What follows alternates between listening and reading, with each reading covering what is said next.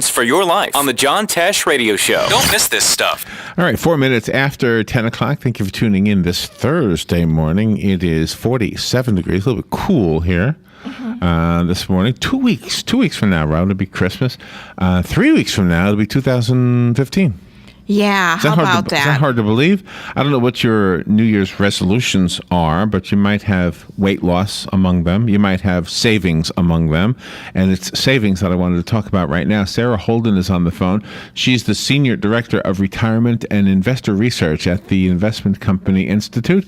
And there's a new study that she wants to talk to us about that shows that the new 401k plans are being designed to encourage Americans to save. And I thought that was always the intent of those things, right? Yeah. Sarah Holden. Good morning, Sarah. Good morning. How are you? Pretty good. Where are you calling from? Washington, D.C., where it's a little bit colder than where you are. All right. Yeah. How much? What is the temperature there right now? Oh, it was below 40 this morning, so, somewhere around freezing. See, but a lot of people around here, they don't like the idea that it's 47 because it's cold, but I kind of like it. Yeah, it feels good out there. Yeah, I kind of like it. Next week, it'll probably be back to, 90s or 80s or at least or something. So let me ask you, forgive me for not knowing this. This is going to sound like I'm really, really dumb, but that's probably the real answer. Is a 401k, the whole thing, is that a government program? No, so the 401k is a type of retirement plan. So it is in the tax code that allows it. So it's something that's available across the whole country. But it's offered by private sector employers. And it's a plan where you start your job and they'll tell you that there's a 401k and that you can contribute. And more than 4 out of 5 employers also will contribute to your account. They'll then tell you now you need to invest the money, and on average there's 25 investment options to choose from.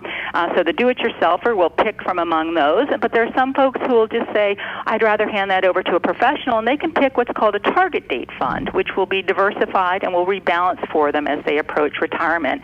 And all of this is so that paycheck by paycheck, you contribute money in, and when you reach retirement, you have this nice nest egg that you can then draw on. Can you not do a 401k where you just build up a retirement savings account? Do you have to invest? Yeah, so it is a retirement savings account, and you're offered a range of investment choices. So if you're someone who is a little worried about the stock market or is a very conservative investor, there's usually a money fund in that you could choose. But most people choose to go into equities because you want to have growth in your account. And if you're in your 20s, you've got a good long time to be in the stock market, and so if you put in that little bit paycheck by paycheck, you get a good long time in the market, and that way you can really compound a balance. So the information says that the study shows that new 401k plans are being designed. That implies that something was changed. Am I right? Yeah, so over time, there's been innovation and a learning process. So one of the things that we've learned over time is that not everybody is a do-it-yourself investor, that some people need some help with that. And so now 70% of plans include a target date fund, which will handle the investing for the person.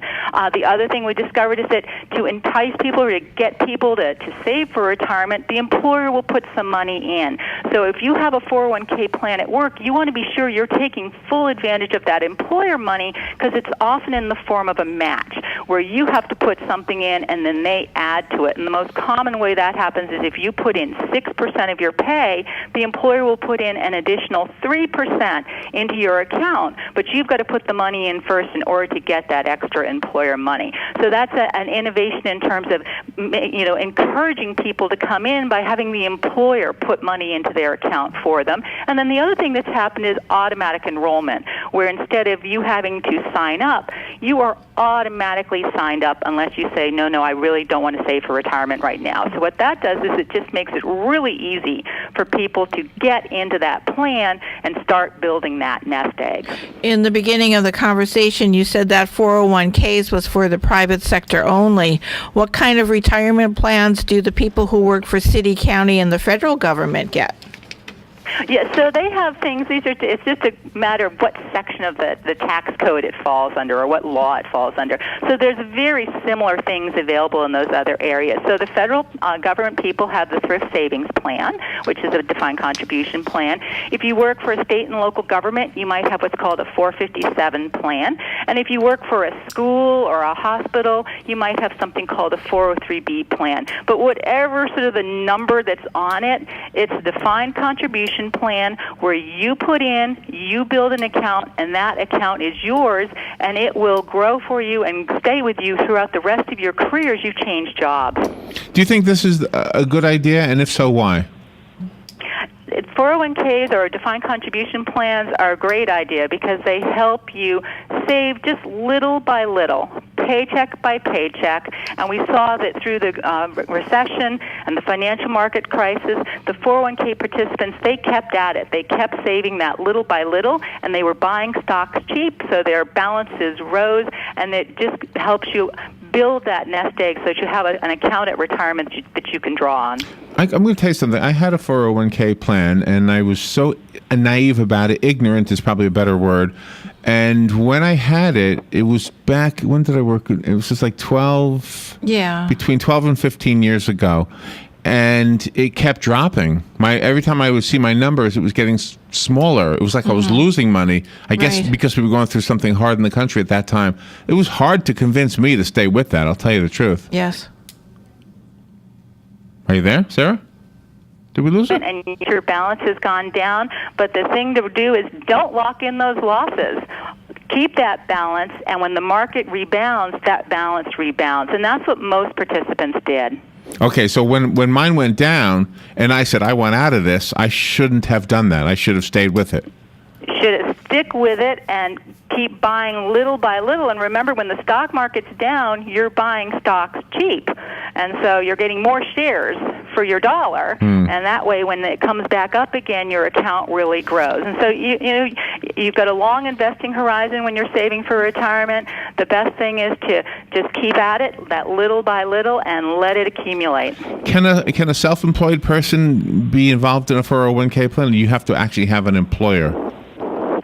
So self-employed people can set up defined contribution plans for themselves as well. So, yes, that's possible. So if you're self-employed, you can do it. If you're a small employer, you might want to do something like a simple IRA, which is easier to administer and is a way for you to offer your employees an investment option or a retirement option as well. So there's many different kinds of plans, and depending on the size of the employer and the type of employer that they can choose for themselves and their workers. Can a parent start a retirement plan for their child when their baby's born?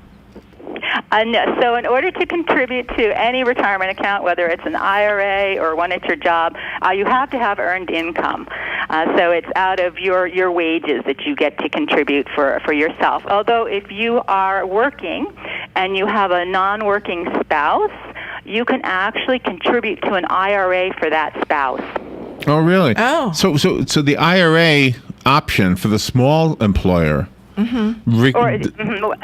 Okay. The IRA is actually just individual retirement accounts. The IRA is an option that's available to anyone who's working in this country. It's an individual account that you can set up. So there's traditional IRAs and Roth IRAs. And if you are working and you have a non-working spouse, you could choose to set up an IRA for that non-working spouse based on your earnings. So who do we go to get that? Where do we go to set that up? So to set up an IRA, you can go online to any of the big financial services providers. I think we dropped her. You there? Life insurance agent. You could. Oh boy. Okay, Sarah. If you can hear me, you dropped off. I hear it faded or something. And then you go in and you open up the account. You pick the investment and you put in the contribution. And with IRAs, you have until April 15th of next year to count the contribution as this year too. Clark Howard always recommends. So you have some time to research that. Roth. Clark Howard recommends the Roth IRA.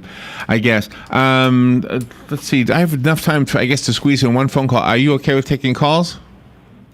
Sure. Okay, good. Be happy to. Good morning. Thank you for calling. You're on the air with Sarah Holden. Yes.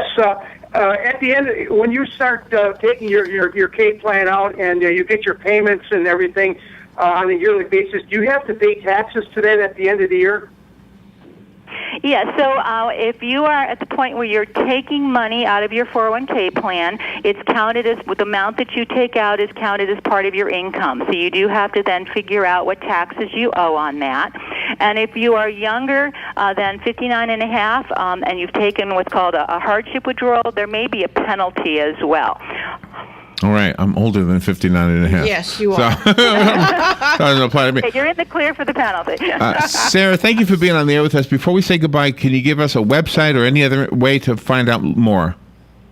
Yes, certainly. ICI.org has all of our research posted, as well as educational information around retirement saving and investing. Okay, ICI.org. ICI stands for Investment Company Institute. Is that right? Yes, indeed. Okay.